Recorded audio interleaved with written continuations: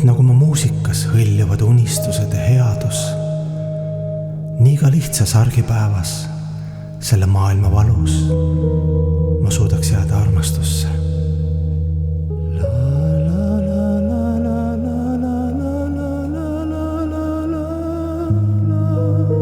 Mitte ainult südame palvetes olla alandlik, vaid ka igapäeva lahinguväljal jääda tänulikuks ning sügava kaastunde ja rahu saadikuks.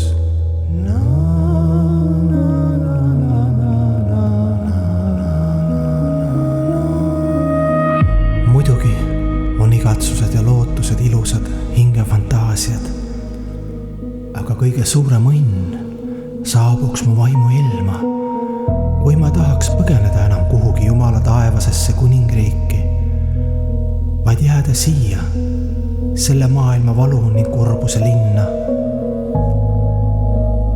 Ja siis natukenegi lohutada ja teenida eksinud õdesi ja vendi teel Jumala juurde. Sinna, kust enam tagasi ei tulda. See on see loomulik teadvuse seisund, kus on läinud hirmud, sünnid ja surmad, pettumused, kahetsused, iha, viha, kadedus. Hõljud tingimusteta armastuse olemuses ja seisundis.